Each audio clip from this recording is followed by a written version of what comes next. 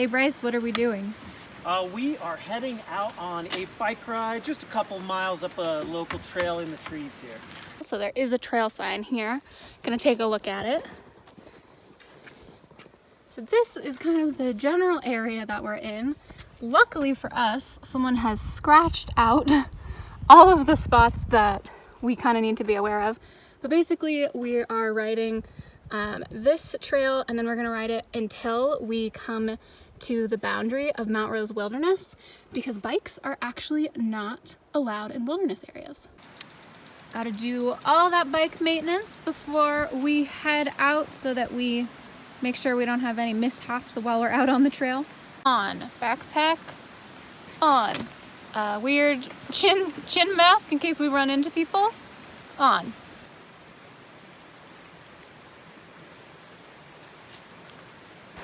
They're just starting to turn. Another couple weeks, it'll be pretty awesome. It's our first creek crossing.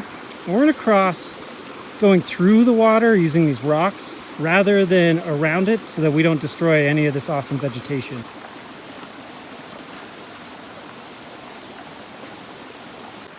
We're taking a short break by this lovely creek, staying hydrated. No water bottles for us, all reusables. Don't feed the landfills.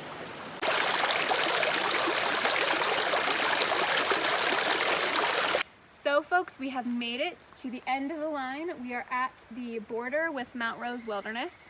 So the trail does keep going, but this is where we are going to turn around.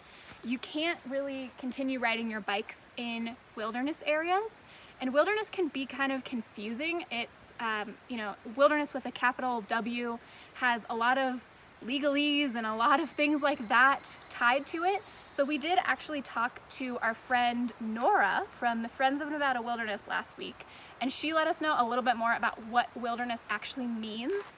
So we're gonna cut to last week us and Nora and fill you in a little bit more on that conversation.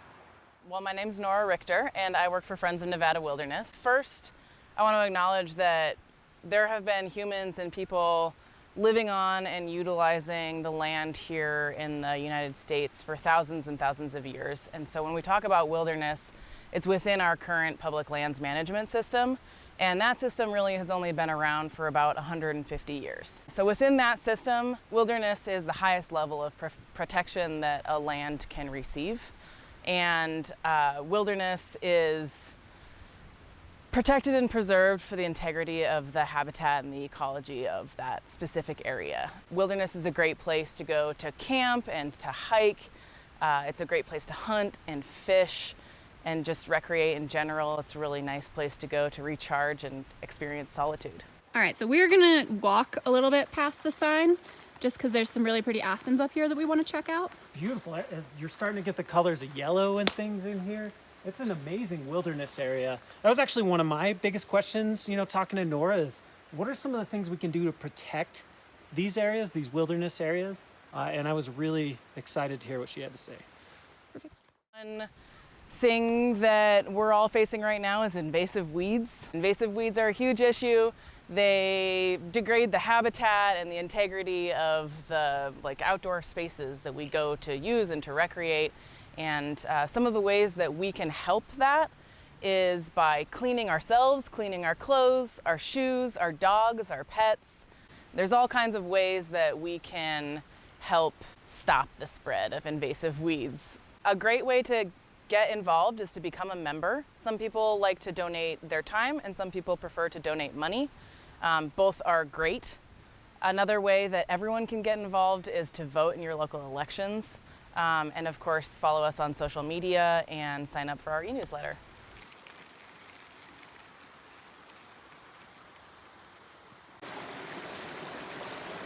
I feel so tough. You are tough.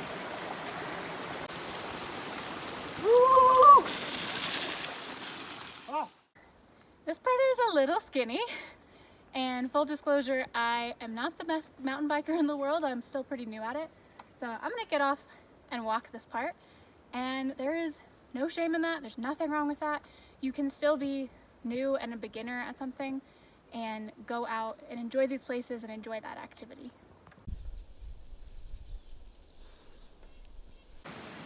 we are just loading up the bikes, and once we get home, we're going to go ahead and wash them, just like Nora said.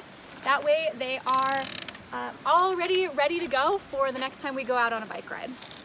All right, so flash forward 20 minutes. We are now home cleaning these bikes off.